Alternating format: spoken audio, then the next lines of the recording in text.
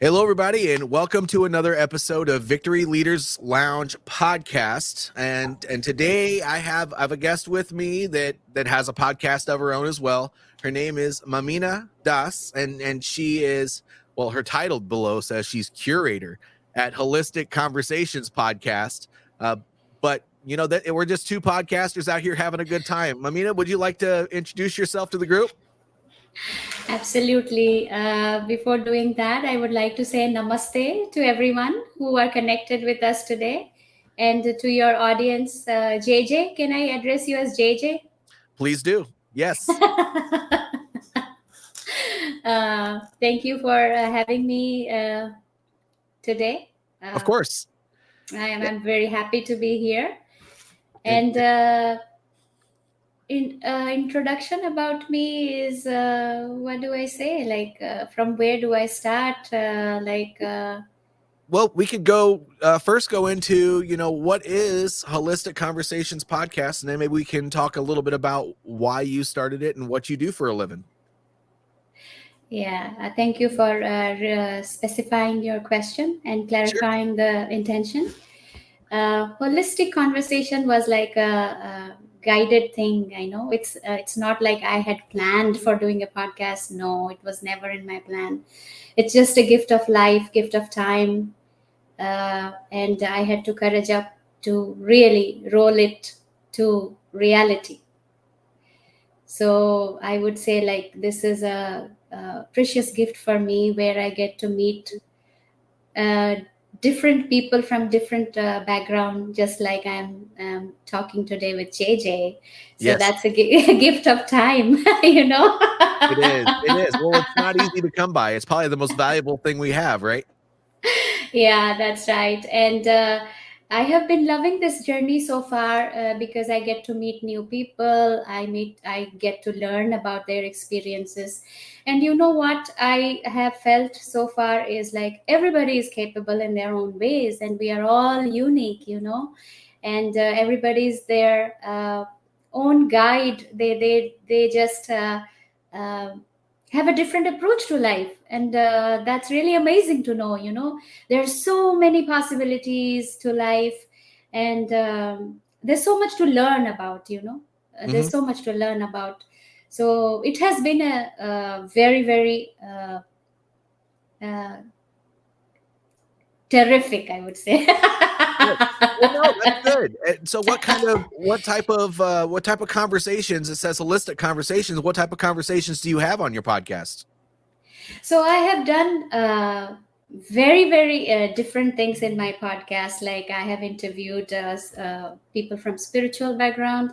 I have interviewed people from movies and films. I have interviewed therapists. I have uh, uh, done with senior living. I have done with whatever comes my way. You know, I don't have a set mindset like, oh, I am going to do this. No, the plan is different. Whatever comes my way and whatever works out, because it is not only me, it's the other person too. So Yes. it is a very inclusive approach to life, which is not centered around me, but it's centered around all of us. We get to learn from each other. We get to learn about their community. I got to speak about my community, my experience, you know. So far it has been like wonderful. I feel like my life is refreshed with this holistic conversation. It's a Well, refreshing thing. that's amazing. I mean, that's why I enjoy podcasting as well. I get to showcase wonderful people such as yourself, and especially entrepreneurs and business owners and stuff like that. There's so many people doing wonderful things in this world, and I want people to be inspired and know that anybody from any walk of life can go out there and make something happen. Yeah. But what led you to want to go on this podcasting journey? You said it was an accident. Can you tell us a little bit Yeah. more about that? So it started. I missed talking to people. I was a radio jockey when I was in Vancouver, Canada, Hmm. and that was also not planned. That was also a gift of life and time, you know. So it just happened, and I just took the path. And I was very nervous when I was starting to talk to people through radio without a video, just audio. And I really liked the experience. And when we moved to US after that, I was missing a lot. I was missing a lot. And then I didn't know how to get to that space again. So I had this uh, anxiety and this dream. I believe in my dream. My dream is a manifestation, is a path to my life. It has opened so many doors for me. My podcast was also something that happened in my dream, and then uh, it just rolled into reality. So I started to believe in dream more because of these things which came to me in my dream. So I believe in my dream. And with this podcast, I have never felt like I'm failing on something, I'm competing with someone, or I'm rushing towards something. I have a goal or achieve a target or something like that. It's freedom for me just to talk to people, to know about them. It's freedom for me. Variety is the spice of life. I like it. Yeah. Well, Yeah. that I think that's amazing. And anything that we do, if we don't have a clear sight picture in our head, I call it that there are many different ways to say vision. And I think that in a dream, that's a wonderful way to have a vision. And a lot of people, can't take their vision and put it into reality unless they can kind of see the path. And so I'm glad you did that. I mean, that's part of leadership, right? Is to be able to see what you want and go for it. And so good on you for doing that. And what do you Thank what you. do you what do you do for a living outside of that? I know you told me the Yeah. other day, but I want the audience to hear it because you're an amazing person for doing what you do. Thank you so much, Jerry. JJ, sorry. It's okay. Yeah.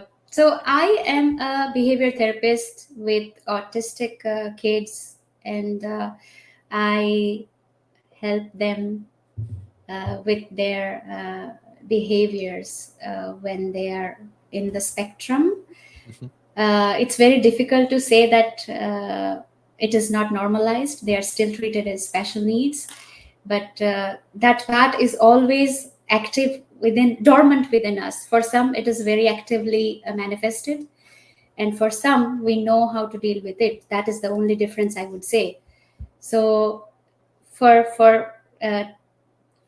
in my daily routine, I really work for them in school setting and at home and at aftercare, or in the daycare, wherever they are located. I go see them one on one. We follow a treatment plan according to their diagnosis, and then we help them treat. Well, that's We help wonderful. them. Well, I have family members who are autistic, and I've had family friends who have children that are autistic, and I'll tell you, wonderful, brightest people in the whole world. They just have certain things that keep them from interacting with other people the same way that other people would normally interact. And so it takes a lot of patience to do what you do. And I have a nephew who's that way, and we've watched him quite a few times. It takes a lot of patience to you can have a lot of fun with somebody when they're autistic. Sometimes you just got to respect their boundaries a little bit differently. And it's what a wonderful thing you do. It's hard. A lot of people don't go in that lane because it's as hard as it is, and it really takes somebody with a heart of gold to be able to do that. Well, so that's wonderful. You said you wanted to talk about a little bit about leadership today. What when you hear the word leadership, what is that in your heart? What does that mean to you? So I would like to really share about my father, Okay. who is no more in this world, but he's Sorry to hear still that. with me in my heart. Sure. I live him through my life experiences. When you talk about leadership, I strongly see him as a good leader, in the family, at his work, uh, in the social realm, in different kind of situation. I have seen him as a leader. And the word is very interesting because there is a leader and there's a ship. If there's no ship, there's no leader. That's So what do you mean by ship? In a ship there is a team, who are doing their specialized tasks. So you need a team to be a leader. It's because of the team you are leader. It's not because you are leader you are in a team.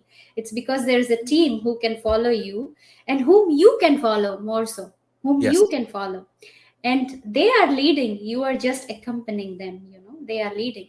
Like for example, leadership is like, I have 5 fingers, right? So when I close them, then that is the definition of leadership, you know Okay. it's like binding people together, Oh, binding. I like that. binding people together, uh, respecting their specialized skills. Everybody has a innate skill, and we got to observe and see who has what skills and how we can uh, utilize or uh, invite them to help the work get done with their specialized skills you know Yep. I always look at, with your definition that you just got done saying, I always look at a leader as somebody who is just another member of the team, Yes. but they're the one who kind of has the responsibility of bringing everybody together and making sure things are done efficiently, while also having a level of influence that gives them respect. Yes. And I think it's wonderful the way you said that, because that I've never heard it put that way, where you're kind of like the binder of the team. That is so true. The leader should be the one that holds that group together, that kind of binds it like glue. And honestly, sometimes the manager is not necessarily the leader of the group. Sometimes it's there's one person. We'll just say, if there's a team of people in a grocery store, and they're all in charge of doing similar tasks, but then maybe they have a crappy manager. Maybe there's one person that, when nobody else is around, is going through and helping everybody else. That person, though they may not be charged with the responsibility of leading that team, they're doing it because they care. That is, in my opinion, the embodiment of leadership. That quality, that it's that selfless quality that just makes you that person that wants to help. Yes. So a leader, you are talking about leader with a vision. If you are a leader, your vision should define you. That's What you right. can see, it's not a vision statement or mission statement, No. but what you can see in the other person.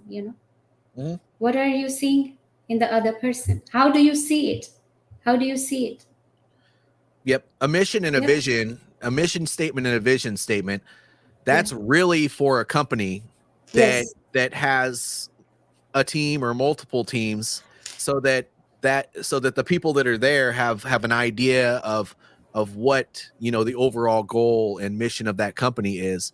A mission and a mission and a vision statement is not for a one-on-one relationship with another person, or a one-to-many relationship with other people. It's you can have guiding principles, but Yes. each person is different, and each person has their own unique qualities that they bring to the table. And so leaders really understand how to embrace those things, not judge, and meet people where they are and help them get things done. That's true. And also, I would like to say, as a leader, I think the best quality that I adore or practice in my life, that I have seen in my father, is listening. Mm-hmm. Listening, you know. With listening, we can understand the other person, and then we can bring things together and then start working on a project. I agree. And the most wonderful thing about a therapist and a coach, the coaches are the same way, Yes. is our innate ability to hear people out and Yes. help them kind of get things done on their own. And you can't do that without hearing them out, finding the gaps in what they're doing, and helping them come to their own conclusions. And I think that that's the most amazing thing. I have fun doing that as an executive coach, and I can only imagine with the environment that you work in. You not only have to meet people where they are, but sometimes that takes so much time because you have to, like I said at the beginning of the call, you have to have patience when you're dealing with an audience that sometimes really just doesn't want you in their space. Yes, that's true. That's very true. That's very true. It's very difficult to pair with the child, to pair with the child. And I was working with a kid who was a no to me, who said no. He was not listening to me. The very first day, it was very difficult for me to pair. Also, I had his parents, his mom. Um, I was on the case, and the second day, his mom comes up in the morning to drop him in the daycare, and his mom says he doesn't like you, so we might need to change a therapist. So at that point, what came to me is like, well, look at the clarity of the mother. Look at the clarity of the mother. Look at the concern of the mother. Rather than me thinking about I'm not good enough, I was able to think about her perspective. She is very clear that she doesn't want me as a therapist for her child. So what's wrong in that? What's wrong in that? It can be true. It can be true. So Mm-hmm. what is the point of dragging the case and bringing insecurity and starting with a conflict? So I talked with the mother, like, okay, let's resolve it. Let's resolve it. Let's have a meeting, and you can say what you are feeling, I can say what I'm feeling, and then I can get another case to work on, and maybe you can have another therapist. No big deal, we are all here to help each other. And it's very nice that you know that your child doesn't like me. But ultimately what happened, she did not change.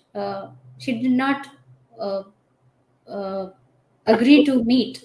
The next day again, when I come to the school, and I get an email from my organization that you are still in the case, and we are not bringing any change. And see, look at how things change. Like, look at how things change. I mean, I did not do nothing, she did not do nothing, but it's just the time. It's just the time. Sure. And that child, after me working with him for a week, I had to take my vacation. I did not see him for 7 days, 5 days. Then when I come to see him, he was saying, "Hey, where were you? Why didn't you come to see me? I was missing you." Look at the thing, how things happen.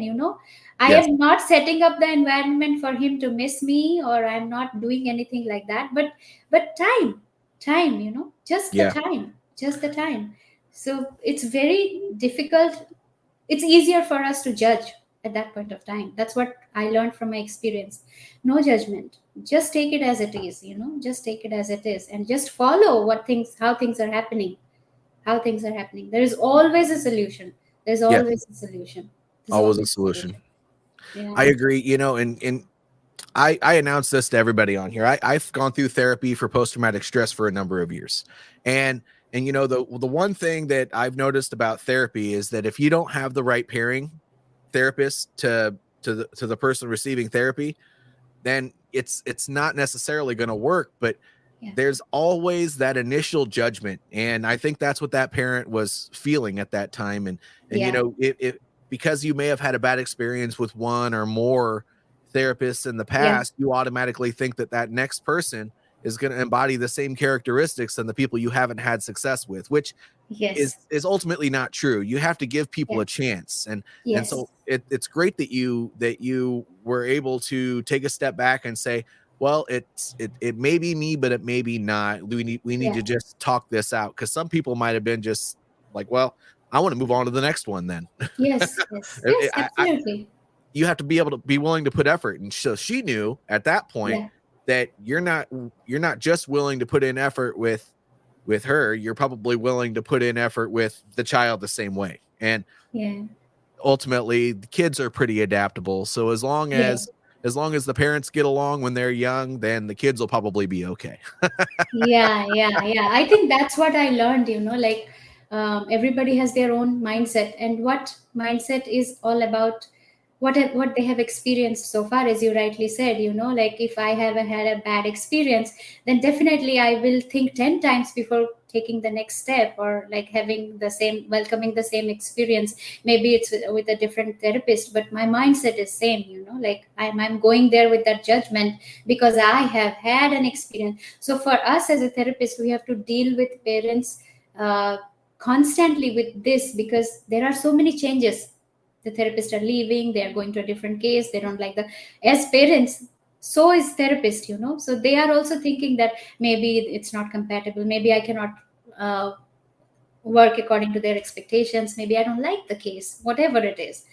So if a parent can judge, a therapist can also judge, it can be from both sides, because we are individual at the, we are human beings at the end of the day. So we have our own emotional and mental state, so it takes time for both. It is from both side. I will not say that it's only the parents, but for the therapist as well.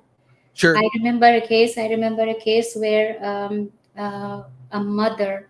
I had a child who was very aggressive physically, and everybody would complain about him. Everybody, the principal, the teacher, the counselor, the student aide. He used to go to after school care. There, everybody used to complain. What I did was, I thought, and I chose to not complain the mother, because at the end of the day, when she used to come and pick her son up, she would always meet me with her head down, eyes, no eye contact. And the first day, I was like, why she did not look at me, why she's not looking at me when I'm saying hi. She did that. And for me to choose not to complain was something that I could do, was something I chose to do. Like everybody's complaining. Why? Why to add to that complaint? Mm-hmm. I Yeah. have always maintained a journal of any one good thing that he would do in his entire day. And this happened until 7 months. The mother did not look at me, no eye contact. But when summer came and when I went to see him at home, it was a different environment. And when I learned what I learned from the mother was like, there were so many changes of therapist. It was very difficult for me to again bring the trust back and talk to somebody. So look at her mental state, emotional state. It is Mhm. difficult. It's not easy. It's not Right. easy. So I stayed in the case for until 1 year, and everything changed once the mom understood and she could trust us, and we could all work in the same page. Everything worked out well, and the child thrived. Relationships and human connection. I think Yeah, that those are probably the two most important things. And it doesn't matter if you're a therapist, if you're a manager or a business owner, whatever the case may be. I mean, if you have the ability to connect with other people and to meet them where they are and build relationships, you're gonna be more successful than those people that are so task driven that they forget about all that stuff. yeah, that's true. That's true. Yeah. That is Just something I have learned, like respecting them with from wherever they are coming. It's important for me to learn about them. They are not reacting out of nothing. They might have been gone through something. Mhm. And let's give it some time. Let's give it some time. Let's be patient. Well, and in that situation, it sounds like, that like the last situation too. I mean, they that child went through so many therapists because of the behavioral issues Yeah. that her ability to even see that there's a benefit to going to a therapist was probably so low that she Yes. had no confidence in it. Usually, when people are looking down and they're not making eye contact, it's a lack of confidence for some reason. And or Yes. so, I mean, that you built that. It took a while, It but took 7 months. 7 months is a long time, Yeah, but it did. you did it. It did. But you did it. And now she has confidence in you. Otherwise, Yeah. she still wouldn't look you in the eye. That's true. How That's true. wonderful. How wonderful. It is. I mean the the the value of patience is just it's they say it's a virtue. Well, it's a virtue for a reason. It's not a Yes. virtue because it's easy. Just like active listening, that's not easy. Yeah. Patience, that's not easy. Building relationships, it's not easy. But if Yeah. you can clearly communicate your value and let people know that you're going to meet them where they are and that Yeah. you're going to try your very best. I mean, you can't guarantee outcomes ever, but if you can Yeah. meet them where they are and kind of let them know I'm willing to give it everything I got, then Yes. it doesn't really matter if it's in a therapy role or it doesn't matter if you're in a leadership position, then you will get the buy-in of people, maybe not right away, but Yeah. eventually they'll start seeing things in a different light. Yes. So good on you. We're kind of at 25 minutes now, and we have about 5 minutes left. This is usually where I ask the guests that are on my show, if there's a special message that you would share with the world, what would that be? And if you're willing to, we would love it if you would share that with us. Yeah, this is a very responsible question for me. It's like what I practice in my daily life. And that's what I'm going to say is like choose love if you have the ability to choose love, and work with patience, and listen. Listening is so important. I teach a communication class, and that is the one thing that people always have questions about is the portion where I teach active listening. So you're Yeah, right. Listen. yeah, yeah, I yes, always tell people, why did God give you 2 ears and 1 mouth? It's yeah, because you're supposed to listen more than you talk. yes, That's how you make positive connections. Thank you for yes. sharing that. So with your podcast, if people wanted to hear that, what platforms are you on, and how could they reach out to you to see if this would be an opportunity for them to be a guest on your podcast? Yeah, so I am in YouTube, Facebook, and Instagram, and I am also in LinkedIn, but my profile is not updated. Okay. So you can definitely go on YouTube with Holistic Conversations podcast. Look me up, or you can email me at holisticconversations1980 at gmail.com. And you can look me up as Mamina Das in my Facebook. And I have also, that is my main account, Mamina Das. And then there's this Holistic Conversation linked to it. And then I have another page where I post my therapy videos and stuff like that. That is also linked in my main account. And then I have Instagram, Mamina Das. So I will put this at the bottom here, and it looks to me like this. It doesn't really say much, but that Okay. is her profile. I'll take that off because it's just a bunch of letters and numbers. But I Yeah. looked her up. If you look up Holistic Podcast, you'll see her picture, or Holistic Conversations. You'll see Mamina's picture. It's worth checking out. I've actually watched a couple of the videos already. Oh, Just wow. a great thing. Make sure you follow her on Facebook, just like this. And what I will say is, both of us, right? Yes. If you enjoy what we're talking about today, Yeah. go to Holistic Conversations on Facebook, YouTube, Instagram. But for this particular one, please go to YouTube and follow, like, subscribe, and comment below wherever you see this, because we want to keep this conversation going too. And of course, if you want to reach out to Mamina, I can help connect you with her on any of those platforms. I'll make sure after this that I'm connected with her, especially on Facebook. Thank you, JJ. Thank you so much. It was a very good experience talking to you. And this is the first time I'm talking about leadership. So hope we get to learn something from this. Yes. Well, I learned something from you, and I hope you got something out of our conversation too. I love meeting new people and having these type of chats. Same here. Same here.